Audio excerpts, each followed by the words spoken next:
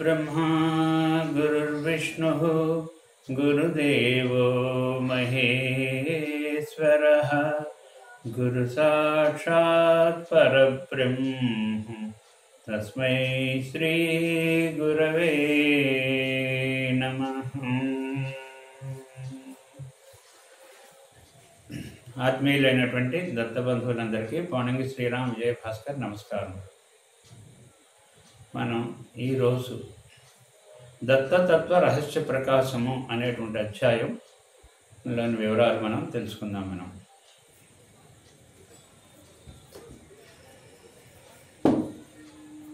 యస్యాంతం నాది మధ్యం నహి కరచరణం న గోత్రం न सूत्रं नो जातिर्नैव वर्णो न भवति पुरुषो नो नपुंसो न च स्त्री आकारं नो विकारं न हि जनि न हि मरणं नास्ति पुण्यं न पापं नो असत्त्वं त्वामेकं सहज समरसं సద్గురుం తన్నమామి. ఎవరికి ఆది మధ్య అంతములు లేవో, కరచరణములు లేవో, నామగోత్రములు సూత్రములు లేవో, జాతి వర్ణములు లేవో, పురుష నపుంసక స్త్రీ కాదో, ఆకార వికారములు లేవో, జనన మరణములు లేవో, పుణ్యపాపములు లేవో, అసత్యము కాదో, ఒకే తత్వరూపుడై సహజంగా సమరసంగా వ్యాపించి ఫలంలోని రసం వలె ఉన్నట్టు సద్గురువుకు నమస్కరిస్తున్నాను. ఇప్పుడు దత్తతత్వ రహస్యమును మరింత లోతుగా దత్తకృపతో చింతన చేద్దాం. రహస్యము అంటే ఎవరికీ చెప్పకూడదని కాదు, భగవంతుడిచ్చిన యోచనా శక్తితో అంతర్దృష్టితో చూస్తేనే అందు దాగి ఉన్న రహస్యంగా ఉన్న తత్వ విశేషాలు అర్థమవుతాయి, ప్రకాశంలోనికి వస్తాయి అని అర్థం. ఇంతవరకు పరాశక్తి త్రిమూర్తుల ద్వారా సృష్టి స్థితి లయములు చేస్తున్న భగవతత్వము గురుతత్వముల సంపూర్ణ సంయుక్త రూపమే దత్తాత్రేయుడని, అందువల్ల ఆయన సకల దేవతా స్వరూపుడని వివరించడమైనది. పూర్వయుగంలో ఈ సర్వసమన్వయాత్మక తత్వజ్ఞానము ఎక్కువ మందికి తెలుసు, కానీ కలియుగం వచ్చేసరికి ఈ అవగాహన క్రమక్రమంగా లోపిస్తూ వచ్చింది. అందుకని దత్తస్వామి ఇప్పుడు ఎక్కువ ప్రకాశంలోనికి రావాల్సిన అవసరం ఏర్పడింది. సర్వవ్యాపకమైన పరమాత్మను ఉపాసనా సౌలభ్యం కోసం ఒక ప్రతిమలో ప్రతిష్ఠించుకున్న ప్రక్రియ క్రమక్రమంగా దైవం ప్రతిమ రూపంలో చెక్కబడిన విధంగానే ఉంటాడు అనే చాలా పరిమితమైన భావంలోకి దైవాన్ని కుదించేయడం జరుగుతుంది. భగవతత్వం తెలియజేసి భగవత్ప్రాప్తిని ప్రసాదించడానికి వచ్చిన భగవత్స్వరూపుడైన సద్గురువును కేవలం మానవ మాత్రుడని నిర్లక్ష్యం చేయడం, దైవం అంటే విగ్రహంలో ప్రతిష్ఠించుకున్న రూపంలోనే ఉంటాడనే అజ్ఞానం జనంలో పెరిగిపోయింది. అందువలన దత్తస్వామి కలియుగంలో 13 మరియు 14 శతాబ్దముల మధ్యకాలంలో తూర్పుగోదావరి జిల్లాలోని పిఠాపురం అనే అగ్రహారంలో పుణ్య దంపతులైన అప్పలరాజు శర్మ సుమతీదేవికి శ్రీపాద శ్రీవల్లభులుగా జన్మించారు. ఇది కలియుగంలో ప్రథమ దత్తావతారం. అంతేకాదు, ప్రధానమైన దత్తావతారం కూడా అయింది. ఇది కలి ప్రభావ జనితమైన స్వార్థ సంకుచిత అజ్ఞాన భావ కాలుష్యంతో నిండిపోయిన మానవ జాతిలో ఆధ్యాత్మిక జాగృతి కలిగించేందుకు పరిపూర్ణ దత్తతత్వం శ్రీపాద శ్రీవల్లభుని రూపంలో అవతరించింది. దత్తాత్రేయుడి యొక్క అవతారమే శ్రీపాద శ్రీవల్లభులని చెప్పినచో కొంత తక్కువ చేసి చెప్పినట్లు అనిపిస్తుంది నాకు. అందుకని శ్రీపాద శ్రీవల్లభుడు దత్తుడే అని చెప్పారు. రెండు పర్యాయ పదములే. ఇక్కడి నుంచి శ్రీపాద శ్రీవల్లభుడు చెప్పారని చెప్పిన విషయాలన్నీ దత్తుడే చెప్పినట్లుగా గ్రహించమని అందరికీ నేను విన్నవించుకుంటున్నాను. ఈ కలియుగంలో దత్తస్వామి యొక్క దివ్య ప్రణాళిక శ్రీపాద శ్రీవల్లభుల ద్వారా ప్రారంభమై యుగాంతం వరకు నడుస్తూ ఉంటుంది. శ్రీపాదుడు నెలల బాలుడుగా ఉన్నప్పటి నుండి అద్భుతము, అపూర్వము, ఊహాతీతము, మహిమాన్వితమైన లీలలు ప్రదర్శించి తానే దత్తుడనని తెలియజేశారు. అయినప్పటికీ అహంకారులు, అజ్ఞానులు, అల్పమతులు, తత్వ అవగాహన లేని జనులు పిఠాపురంలోనే కాక అన్ని చోట్ల ఉండేవారు. శ్రీపాద శ్రీవల్లభుని దత్తుడిగా గుర్తించలేకపోయారు.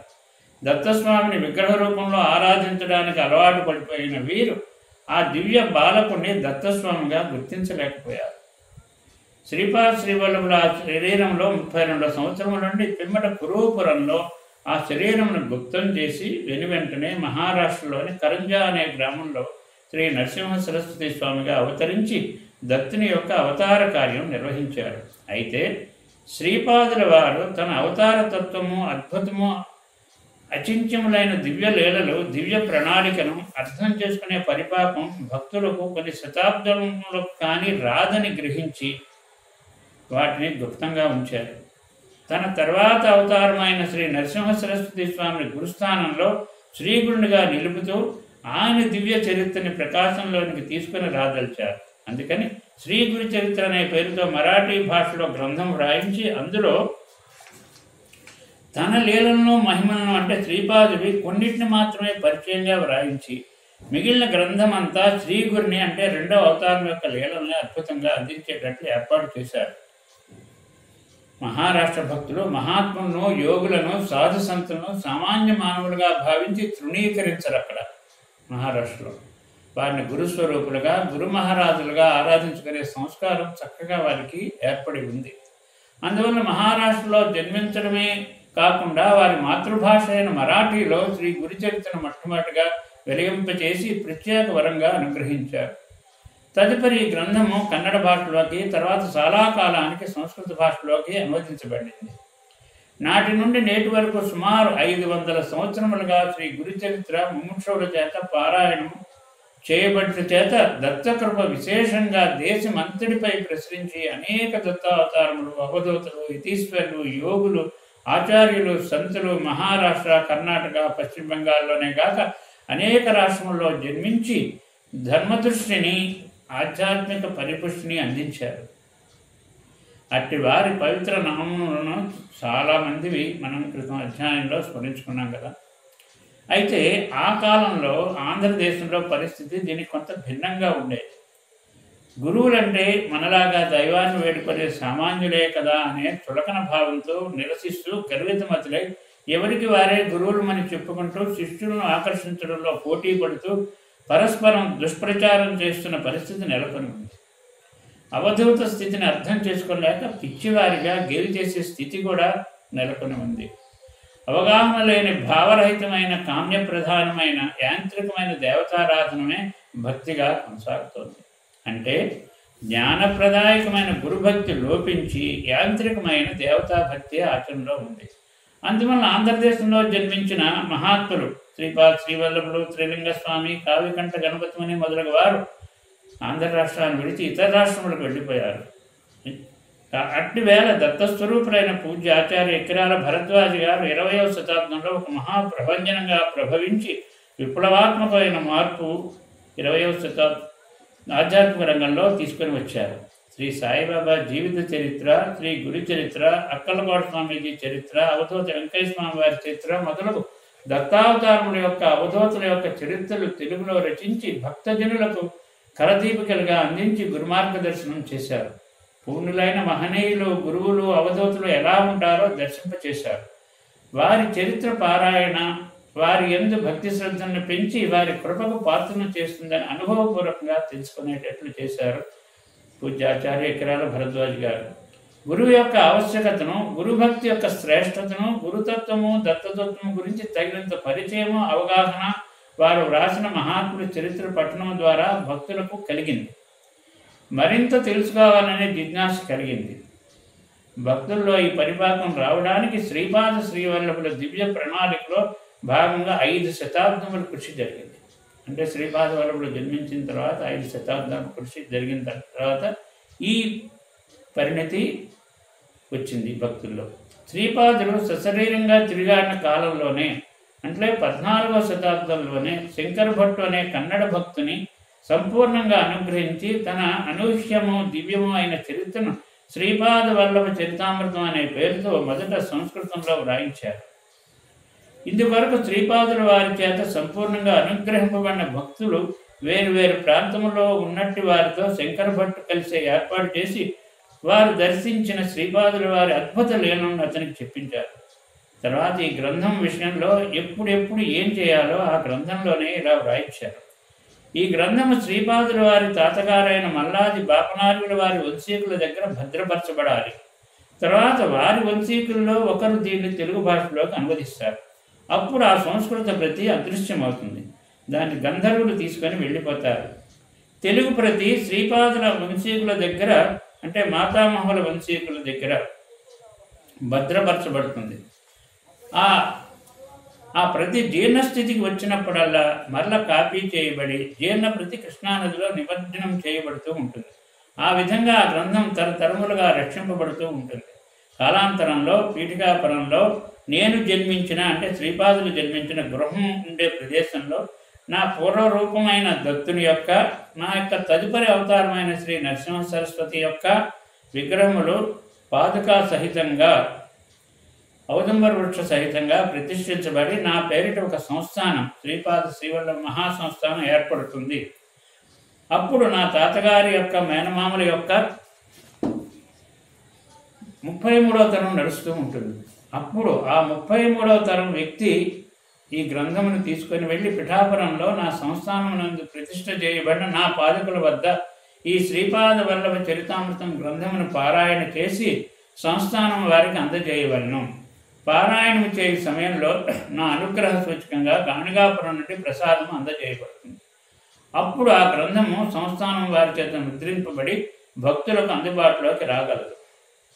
ఇంకా శ్రీపాద శ్రీవల్లభ చరితామృతం అనే మహిమాన్వితమైన గ్రంథం, అందులో 600 సంవత్సరాల క్రితమే శ్రీపాదుల వారిని నిర్ణయించిన విధంగా అన్ని సంఘటనలు జరిగి శ్రీపాదుల మేనమామల వంశములోని 33వ తరం వ్యక్తి అయిన శ్రీ మల్లాది గోవింద దీక్షితులు అనేవారు అందజేయగా ఈ గ్రంథం ప్రప్రథమంగా 2005వ సంవత్సరంలో ముద్రించబడి దత్తభక్తులందరికీ మహితవరంగా అందుబాటులోకి వచ్చింది.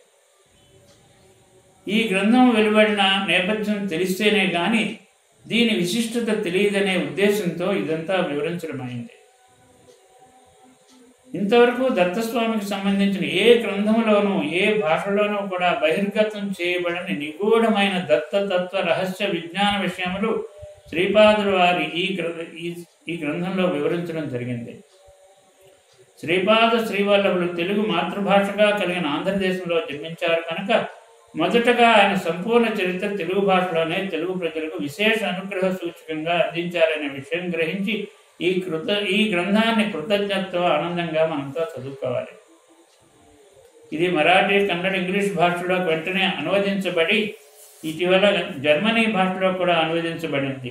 ఈ గ్రంథములు అందుబాటులోనికి రాగానే అవి చదివిన భక్తులు తండోపతండములుగా పిఠాపురం రావడంతో అతి స్వల్పకాలంలోనే పిఠాపురం శ్రీ క్షేత్ర పిఠాపురంగా ప్రముఖ దత్తక్షేత్రంగా విశేషంగా అభివృద్ధి చెందుతున్నది. అంటే ఇప్పుడు ఇందులో ఇందాక చెప్పినది ఏంటంటే, మరాఠీ మాతృభాషగా కలిగినటువంటి కరంజాలో జన్మించారు కాబట్టి నరసింహ సరస్వతి మొదట, అందుకోసం నరసింహ సరస్వతి చరిత్ర ప్రధానంగా ఉన్నటువంటి శ్రీగురి చరిత్ర మరాఠీ భాషలో వచ్చేటట్టు చేశారు. శ్రీపాద వల్లభులు తెలుగు మాతృభాషగా ఉన్నటువంటి మన ఆంధ్ర రాష్ట్రంలో జన్మించారు కాబట్టి మొట్టమొదటిగా శ్రీపాద వల్లభుల చరిత్ర తెలుగు వారికి తెలుగు భాషలో లభించేటట్టుగా ఆయన ప్రత్యేక వరంగా దాన్ని అనుగ్రహించారన్నమాట. ఈ గ్రంథంలోని దత్తుని అవతార కార్యమునకు సంబంధించిన దివ్య ప్రణాళిక శ్రీపాదుల వారి ద్వారా ఎలా నిర్వహించబడుతున్నది విశదమవుతుంది. ఇప్పుడు శ్రీపాద శ్రీవల్లభ చరితామృతం వెదజల్లే తత్వ రహస్య ప్రకాశాన్ని అందుకుందాం. ఎవరి పాపకర్మ ఫలానుభవం క్షీణదశకు వచ్చి పుణ్యకర్మ ఫలానుభవం ప్రారంభమవుతుందో ఆ తరుణంలో మాత్రమే వారి హృదయంలో దత్తభక్తి అంకురిస్తుంది, ఉదయిస్తుంది అని చెప్పడం జరిగింది. మరి దత్తుడు ఇంత మూల పరబ్రహ్మతత్వం అయినప్పుడు ఆయన మరి చరిత్ర అందరికీ ఎందుకు తెలియట్లేదు, అందరూ దత్తభక్తులు ఎందుకు కావట్లేదు అని ఎవరికైనా సందేహం రావచ్చు. దానికి సమాధానం ఈ శ్రీపాదవల్లభ చరితామృతంలోనే చెప్పబడింది. ఏంటంటే, ఎవరి పాపకర్మ ఫలానుభవం క్షీణదశకు వస్తుందో, వారు చేసుకున్న పుణ్యకర్మ అనుభవంలోకి రావడం ప్రారంభమవుతుందో అప్పుడు మాత్రమే వారి హృదయంలో దత్తభక్తి ఉదయిస్తుంది అని చెప్పారు. తదుపరి ఆ సర్వోన్నత దత్తోతత్వం అనుభవంలోనికి రావాలనంటే కొన్ని లక్షల జన్మలు కావాల్సి వస్తుంది. బ్రహ్మాండములు, త్రిమూర్తులు, త్రిగుణుల యొక్క సృష్టి జరుగుటకు ముందు నేను అనేక మగునుగాక అనే మహాసంకల్ప స్థితిలో ఉన్న పరబ్రహ్మమే దత్తుడు. ఇది ఇందాక క్రితం అధ్యాయంలో చెప్పుకుంటూ వస్తున్నాం కదా. అప్పటి నిరాకార నిర్గుణ సంకల్ప రూప దత్త పరబ్రహ్మమే అనంతకోటి బ్రహ్మాండముల యొక్క సృష్టి స్థితి లయములకు లోనగుచున్నది. కాలాంతరంలో అత్రి మహర్షి అనసూయల తపఫలంగా ఈ స్థితిలో ఉన్న పరబ్రహ్మమే విశ్వ విజ్ఞాన తత్వ సర్వస్వమును విశ్వయోగమును విశ్వజనులకు అందించడం కొరకు సగుణ సాకార రూపమై దత్తాత్రేయుడిగా అవతరించింది. కాబట్టి ఈ విశ్వం కొంతమంది ఆధునిక శాస్త్రవేత్తలు చెప్పినట్లు వివిధ గ్రహ నక్షత్రములతో యాదృచ్ఛికంగా దానంతరదే ఏర్పడలేదు. పరబ్రహ్మం యొక్క అనూహ్యమైన సృజనాత్మక మహాప్రజ్ఞ యొక్క దివ్య ప్రణాళికను అనుసరించి ఒక సమున్నత లక్ష్యంతో ఈ విశ్వం సృష్టించబడింది. ప్రకృతిలోని ప్రతి పరమాణువు ప్రతి జీవకణం దత్త సంకల్పజనిత మహాచైతన్యమునకు స్పందిస్తూ సంపూర్ణ వికాసం చెంది దివ్య జీవనం వైపు పురోగమిస్తూ అమృతత్వం సాధిస్తుంది. ఇది దత్త నిర్దేశిత పరిణామ సూత్రం. ఇది దత్తం నుండి దత్తుడే తనకు తాను సంకల్పించి సృష్టించుకున్నదే ఈ విశ్వం. అందుకనే ఈ సృష్టిలో వ్యర్థమైనది అర్ధరహితమైనది అణుమాత్రం కూడా ఉండదు అనేది మనం గ్రహించాలి. దత్తస్వామి దివ్య మానసంలో వీక్షించని వస్తువు కానీ జీవి కానీ సృష్టిలోనికి వచ్చే అవకాశం లేదు. మహాసంకల్ప రూపంలోనూ మరియు విశ్వ ఆవిర్భావనకు ముందు అద్వైత పరమానంద స్థితిలోనున్న దత్తబ్రహ్మము ప్రథమంగా అనఘస్వామి అనఘాలక్ష్మిగా ఆది దంపతుల రూపమును ధరించారు. అనఘస్వామి బ్రహ్మ విష్ణు మహేశ్వర రూపమును ధరించి వారికి సృష్టి స్థితిలయములకు ప్రేరణనిస్తూ వారికి ఆధారంగాను వారితో తాదాత్మ్య స్థితిలోనూ ఉంటారు. అలా ఉంటూ కూడా వారికి అతీతమైన భిన్నమైన దివ్య చైతన్యంగా జగత్పితగా కూడా అనఘస్వామి ఉంటారు. అనఘాలక్ష్మి మహాసరస్వతి అనఘాలక్ష్మి ఏం చేస్తుందంటే మహాసరస్వతి మహాలక్ష్మి మహాకాళికా రూపములను ధరించి సృష్టి స్థితి లయ కార్యములకు అవసరమైన శక్తినిస్తూ వారికి ఆధారంగా తాదాత్మ్య స్థితిలో ఉంటుంది. అలా ఉంటూ కూడా వారికి అతీతమైన భిన్నమైన శక్తిగా మాతృస్వరూపంగా ఉంటుంది. జనజీవ ప్రకృతికి జడజీవ ప్రకృతికి సంబంధించిన సమస్త జ్ఞానమును కర్మాచరణలో నైపుణ్యమును మహాసరస్వతి దేవి ప్రసాదిస్తుంది. సమస్త సంపదల పరిపూర్ణతను వాటి సమతుల్యతను మహాలక్ష్మి ప్రసాదిస్తుంది. జీవిత గమనంలో ఎదురయ్యే అవరోధములను చిన్నాభిన్నం చేసుకుంటూ ముందుకు సాగే శక్తి మహాకాళి ప్రసాదిస్తుంది. పరిమితత్వంలో నుంచి అనంతత్వంలోనికి ఎదిగేందుకు అవసరమైన ప్రజ్ఞా వివేకములను రాజరాజేశ్వరీదేవి ప్రసాదిస్తుంది. ఈ 4 శక్తులు దశమహావిద్యల రూపంలోని మిగిలిన శక్తులు అన్నీ కూడా అనఘా మహాలక్ష్మి యొక్క మహాదివ్య శక్తిలోని అంతర్గత శక్తులే. ఇది మనం గుర్తుపెట్టుకోవాల్సిన విషయం. అయితే అనఘస్వామి యొక్క సంకల్పం మేరకే జగన్మాత అనఘాలక్ష్మి తన కార్యనిర్వహణ చేస్తుంది. ఏంటంటే మళ్ళీ వీళ్ళిద్దరిలోనూ భేదం ఉండదు. మళ్ళా ఎవరు ఎక్కువ తక్కువలోనే ప్రసక్తి ఉండదు అనఘాదేవి అనఘస్వామిలో. అయితే ఉన్నత జ్ఞాన భూమికలో వారిరువురు అభిన్నులై అద్వైత పరమానంద స్థితిలో ఉంటారు. సారాంశమేమనగా విశ్వంలోని సకల స్త్రీ రూప దేవతా శక్తుల యొక్క సమిష్టి రూపం అనఘాలక్ష్మి. అలాగే లోకంలోని సకల పురుష రూప దేవతా శక్తులన్నింటి యొక్క సమిష్టి రూపం అనఘస్వామి. ఈ ఇరువురి రూపములకు మరొక విశిష్టత ఉంది. అఘము అంటే పాపం, అనఘ అంటే పాపం లేనిది. అనగుడు అనఘాదేవి అసలు పాప స్పర్శే లేనటువంటి పరమ పావన పుణ్యమూర్తులు. వాళ్ళు దైవానుగ్రహమునకు మానవులకు అడ్డుపడేవి మానవులు చేస్తూ ఉండేటటువంటి మనోవాక్యములతో చేయు త్రివిధములైన పాపములే కదా. వాటిని తొలగించుకొని అభీష్ట సిద్ధిని అష్టసిద్ధులను పొందేందుకు పరమ కారుణ్యమూర్తులైన అనఘా దంపతులు ఒక విశిష్టమైన విధానాన్ని అనుగ్రహించారు. అదే అనఘాలక్ష్మి అనఘాస్వాములను వారి పుత్రులైన అష్టసిద్ధుల సహితంగా మార్గశిర బహుళ అష్టమి నాడు చేసుకోవలసిన అనఘాష్టమి వ్రతం. అనఘాలక్ష్మిని వామభాగంలో ఎడమ ప్రక్కను, అనఘస్వామిని దక్షిణం భాగంలో అంటే కుడివైపు భాగంలోనూ కలిగిన అర్ధనారీశ్వర రూపమే దత్తాత్రేయుని యొక్క దివ్య భవ్య యోగ సంపూర్ణ అవతారం. ఇది ఒక దత్త రహస్య విశేషం. ఇప్పుడు ఈ దత్తతత్వ రహస్య విశేషాలన్నీ కూడా శ్రీపాద వల్లభ చరితామృతంలో చెప్పబడినటువంటివి. ఆ విధంగా త్రిమూర్తుల సంయుక్త రూపముగా కాక వారికి అతీతంగా ఉన్న ఒకానొక ప్రత్యేక తత్వము దత్తునిది. సమస్త ధర్మముల యందు, మతముల యందు, సిద్ధాంతముల యందు స్వప్రకాశముతో వెలుగొందువాడు దత్తుడే. సమస్త దేవీ దేవతా స్వరూపంలో అంతర్నిహితంగా జ్వాజ్వల్యమానంగా ప్రకాశించేవాడు దత్తుడే. కనుక ఆయా జీవుల అభీష్టములను బట్టి, అభిరుచులను బట్టి, వారు అనుసరించు మార్గములను బట్టి, ఆయా స్థితులను బట్టి భిన్న భిన్న తత్వములతో తోచువాడు దత్తుడే. తర్వాత దత్తుడే ఆయా దేవతా స్వరూపముల ద్వారా పూజలను స్తోత్రములను అందుకొని అనుగ్రహిస్తున్నది కూడా దత్తుడే. దత్తుడు సర్వతంత్ర స్వతంత్రుడు కనుక సాధ్యాసాధ్యములు లేనివాడు. కనుక ఏ ఒక్క దేవతా రూపమును కానీ, సాధనా మార్గమును కానీ, ఏ ఒక్క గురుస్వరూపము కానీ దత్తస్వామి పరిమితుడు కాదు. కనుక దత్తుని అనుగ్రహం పొందుటకు నిర్దిష్టమైన విధానం అంటూ ఏదీ లేదు. ఎవరైతే నిర్మలమైన భక్తితో,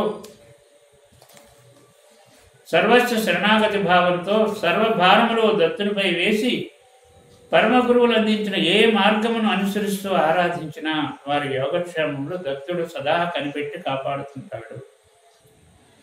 శ్రీపాద శ్రీవల్లభుడు స్థూల రూపంలో ఉన్నప్పుడు వారి నుండి వెలువడు దివ్య కిరణములు వారి భౌతిక సన్నిధి యందుండి వారిని పవిత్రీకరిస్తూ ఉంటాయి. వారి సూక్ష్మ శరీరం నుండి వెలువడు దివ్య కిరణాలు భూమండలమునంతను పవిత్రీకరించుతుండరు. వారి కారణ శరీరము నుండి వెలువడు దివ్య కిరణములు కోటాను కోట్ల బ్రహ్మాండములను పవిత్రీకరించుచుండను. వారి మహాకారణ శరీరము సదా పూర్ణ సచ్చిదానంద శాంత స్వరూపంగా ఉంటుంది. ఇందుండి వెలువడు దివ్యానంద శాంతి కిరణములు శ్రీపాదులతో సాలోక్య సామీప్య సాయుధ్య స్థితి అందిన యోగులను, సిద్ధపురుషులను, దత్తావతారములను, అవధూతలను పవిత్రం చేయుచుండరు. కాబట్టి ఈ శ్రీపాద వల్లభుడు ఈ నాలుగు యోగ భూమికల్లో కూడా కాబట్టి ఒకేసారి అన్ని యోగ భూమికలు యందు ఉంటూ ఆయా స్థాయిల్లో ఉన్న వారందరికీ దత్తస్వామి వారి సాన్నిధ్యమును ప్రసాదిస్తూ ఉంటారు. వృక్షముల్లోనూ, జంతువుల్లోనూ, మానవుల్లోనూ వివిధ చైతన్య స్థాయిలో ఒకేసారి తాను ఉంటానని నరసింహావతారం ద్వారా దత్తుడు నిరూపించాడు. ఈ శ్రీపాద వల్లభ చరితామృతంలో మరో విషయం ఏం చెప్పబడిందంటే, మేడి చెట్టు కర్రతో చేయబడిన స్తంభం నుండి పుట్టి జంతువు అంటే సింహం మరియు మానవుడు అంటే నరుడు కలిసినటువంటి రూపమైన నరసింహావతారం ద్వారా ఆ విషయం నిరూపించబడింది. అంటే ఏంటన్నమాట, ఇది వృక్షముల్లోనూ, జంతువుల్లోనూ, మానవుల్లోనూ వివిధ చైతన్య స్థాయిలో ఒకేసారి తాను ఉంటానని నరసింహావతారం ద్వారా దత్తుడు నిరూపించాడనమాట. ప్రతిక్షణం కోట్ల కొలది ప్రార్థనలు స్వీకరిస్తూ ధర్మబద్ధమైన ప్రతి ప్రార్థనకు సమాధానంగా బాధా నివారణ చేసి కోరికలను సఫలము చేసే పరమ కారుణ్యతత్వం శ్రీపాద శ్రీవల్లభుడు అంటే దత్తప్రభువులది. వారి అతిమానసం యొక్క వేగము ప్రచండము, ఊహాతీతము మరియు కాంతి వేగము కంటే అధికమైనది. సర్వవ్యాపకత్వం, సర్వాంతర్యామిత్వం, సర్వజ్ఞత్వం, సర్వశక్తిమత్వం కలిగిన మహా చైతన్య రూపమే దత్తుడు లేదా శ్రీపాద శ్రీవల్లభుడు. అందుకని పిలిచిన వెంటనే కదిలి వచ్చి భక్తరక్షణ చేస్తూ స్మృతిగామిగా దత్త ప్రభువులు కీర్తించబడుతున్నారు. స్మృతిగామి అంటే పిలవగానే కదిలి వచ్చి అనుగ్రహించేటటువంటి వాడు అని అర్థం అన్నమాట. నిరాకార స్థితిలో సర్వగతమైన చైతన్యంగా ఉన్నప్పుడు కూడా సదా భక్తులను కనిపెట్టి చూస్తుంటానని తెలియజేసేందుకే అటు మహోన్నత స్థితి నుండి సంకల్ప మాత్రం చేత తక్షణమే సాకారంగా దిగివచ్చి దర్శనమిస్తారు దత్తస్వామి. దత్తుడే అనంత కాలస్వరూపుడు. త్రికాలముల విభజన మన విషయంలోనే కానీ దత్తునికి లేదు. త్రికాల అబాధితమైన నిత్య సత్యస్వరూపమే దత్తుడు. ఆయనకు కాలం అఖండంగానూ మరియు నిత్య వర్తమానంగానే దర్శనమిస్తుంది. అందుకనే సకల జీవుల యొక్క భూత వర్తమాన భవిష్య జన్మలన్నీ ఒకేసారి అరచేతి అందలి తెరిచిన గ్రంథంలోని పుట్లవలే దత్తస్వామి దర్శించగలరు. దత్తుడు ఏర్పాటు చేసిన నవగ్రహ వ్యవస్థ, దిక్పాలక వ్యవస్థ జీవులకు శుభాశుభ ఫలములను వారు చేసుకున్న కర్మలను అనుసరించి లభింప చేస్తుంటాయి. కానీ దత్తభక్తుల విషయంలో గ్రహ సంచార ఫలముల యొక్క దేశకాల నిర్ణయం దత్తస్వామి నిర్దేశిస్తారు. అంటే ఎప్పుడో ఎక్కడో జరగవలసిన సంఘటనలను తన సంకల్పానుసారం భక్తులకు శ్రేయస్కరమైన విధంగా మలిచేందుకు అవి జరగవలసిన ప్రదేశమును కాలమును మార్పు చేస్తుంటారు. ఒక్కోసారి దీర్ఘకాలం అనుభవించవలసిన దుష్కర్మను స్వల్పకాలమునకు కుదించి అనుభవింపజేసి అనుగ్రహిస్తుంటారు. ఒక్కోసారి దుష్కర్మల ఫలమును స్వప్నమునందు మానసికంగా అనుభవింపజేసి కూడా తొలగిస్తుంటారు. ఒక్కోసారి రాబో జన్మలోని ఆయుష్ నుండి కొంత తీసి ఈ జన్మకు బదలాయించి అపమృత్యమును తొలగిస్తారు. దత్తుని అందు పరిపూర్ణ విశ్వాసం నుంచి ప్రార్థించిన వారి కర్మ ఫలితమును తనపైకి ఆకర్షించుకొని తన తపోశక్తితో వాటిని దగ్ధం చేసి రక్షిస్తుంటాడు.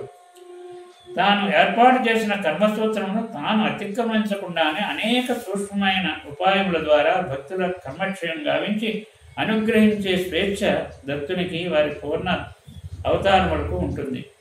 అంటే మనం కర్మని దుష్కర్మకు దుష్ఫలితం, సత్కర్మకి సత్ఫలితం ఉండేటప్పుడు ఉండాలనే కర్మసూత్రం నిర్దేశిస్తున్నప్పుడు సద్గురువు మనకి చేసేది ఏమిటి? ఇంకటువంటిప్పుడు ఆయన ఆశ్రయించడం ఎందుకు అనే సందేహం కలుగుతూ ఉంటుంది. అందుకని సద్గురువును ఆశ్రయిస్తే కలిగేటువంటి ప్రయోజనం ఏంటో ఇప్పుడు ఈ రకంగా వివరించడం జరిగిందన్నమాట. ఆ విధంగా దత్తప్రభు సగుణతత్వమునకు నిర్గుణతత్వమునకు అతీతము, ఆధారము, ఆది మధ్యాంతరహితమైన పరమతత్వము. సర్వకారణములకు వారే మహాకారణం. మనమెంత సత్యమో, ఈ లోకం ఎంత సత్యమో, ఈ సర్వ సృష్టి ఎంత సత్యమో, ఈ సమస్తమునకు దత్తుడే మూల కారణం అనడం కూడా అంతే సత్యం. దత్తుడే అన్ని సత్యములకు పరమమైన పరమ సత్యం. ఈ అనంతకోటి బ్రహ్మాండములందరి ప్రతి అణువులోనూ ఉంటూ ఈ విశ్వమును సృష్టి చేసిన బ్రహ్మ దత్తుడే. ఈ విశ్వమును కొంతకాలం స్థితినందుంచి పాలించి విష్ణువు కూడా దత్తుడే. బాహ్య దృష్టితో మాత్రమే ఈ సృష్టిని వీక్షిస్తూ మాయలో చిక్కి తపిస్తున్న జీవులను చూచి వినోదించే జగన్నాటక సూత్రధారి దత్తుడే.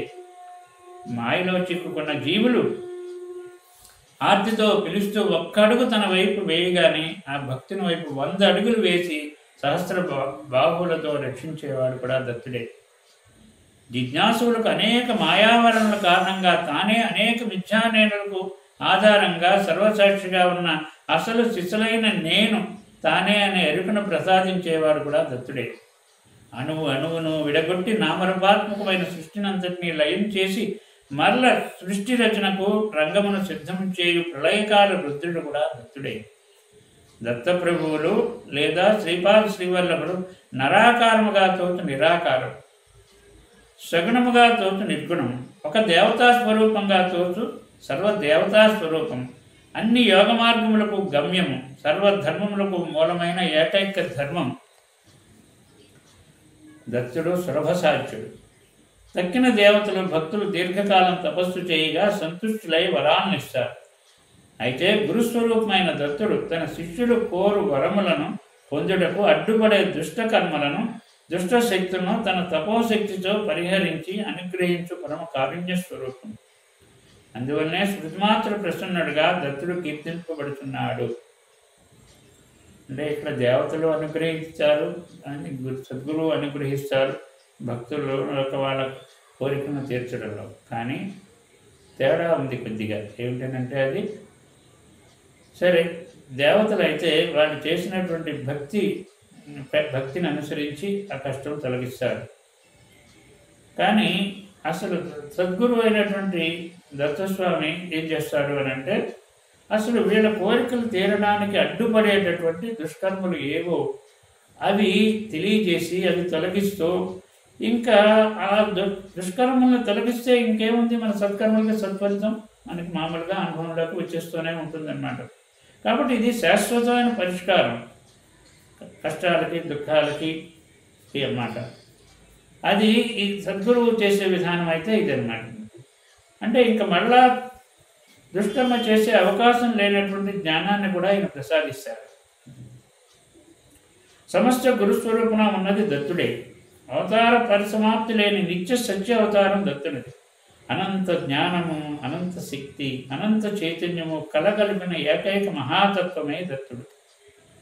మర్రి చెట్టు యొక్క సూక్ష్మతత్వం సూక్ష్మతత్వం విత్తనములో ఉన్నప్పుడు మహావృక్షంగా వ్యాప్తి చెంది ఉన్నప్పుడు మరలా ఆ వృక్షములోని సూక్ష్మతత్వం విత్తనములో నిక్షిప్తం చేయబడి వృక్షము యొక్క స్థూల రూపం నశించినా కూడా ఈ స్థితులన్నింటికి ఆధారంగాను అతీతంగాను సమంగాను ఉంటున్న వృక్షం యొక్క సూక్ష్మతత్వం మార్పు లేకుండా ఒక్కటిగానే నిరంతరం కలిగి ఉంటుంది.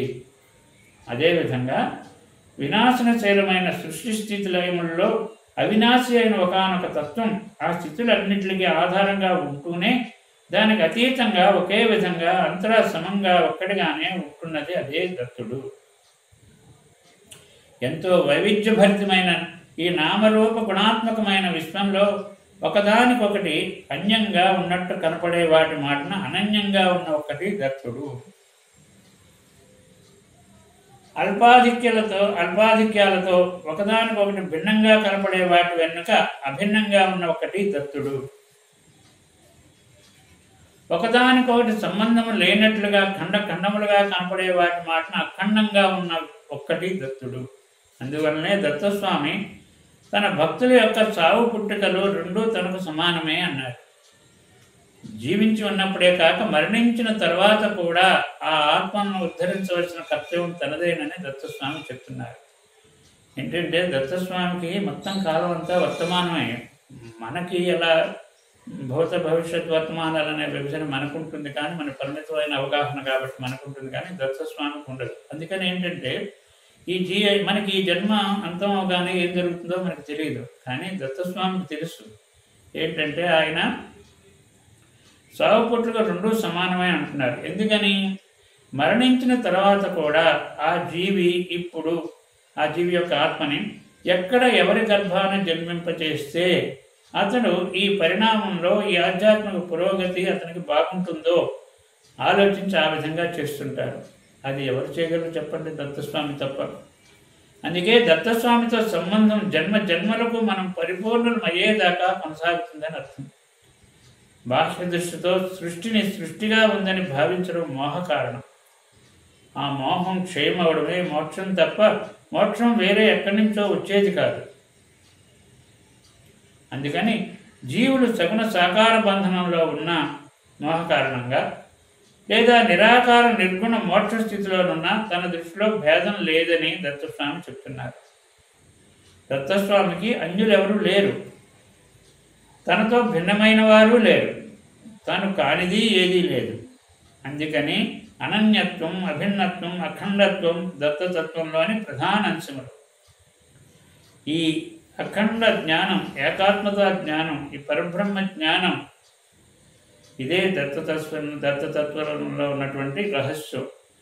ఈ రహస్యాన్నే ఇప్పుడు ప్రకాశంలోకి ఈ అధ్యాయం ద్వారా తీసుకురావడం జరిగింది. కాబట్టి ఇదంతా దత్తుడి యొక్క సర్వోన్నత స్థితి, ఆయనే పూర్ణ పరబ్రహ్మతత్వం అని చెప్పి మనం ఇంతవరకు అన్ని అధ్యాయాలను చెప్పుకుంటూ రావడం వల్ల ఇప్పుడు ఆయన తత్వం ఏమిటి అనేటువంటిది ఇందులో విపులంగా చెప్పడం జరిగింది అన్నమాట. మనకి ఇది ఆత్మ జిజ్ఞాసులకి ఈ దత్తతత్వ రహస్యాన్ని తెలుసుకోవడం చాలా అవసరం. ఎందుకనంటే దత్తుడే యోగనాథుడు. యోగాన్ని మనం అనుగ్రహించాలంటే దత్తుడు యోగనాథుడు ఎలా అయ్యాడో, దత్తుడి సర్వోన్నత తత్వం దత్తుడే ఎలా అయ్యాడో అనేటువంటిది తెలుసుకుంటేనే ఆయన పట్ల మనం శరణాగతి చేయగలుగుతాం. ఆయన అందించే జ్ఞానాన్ని మనం పొందేందుకు అర్హత లభిస్తుంది మనకి. ఓం ద్రాం సకలదేవి దేవత విశ్వగురు స్వరూపాయ దత్తాత్రేయాయ నమః. మనం తర్వాత భాగంలో సర్వసమన్వయ దత్తయోగం అంటే విశ్వయోగమును గురించి మనం తెలుసుకుందాం.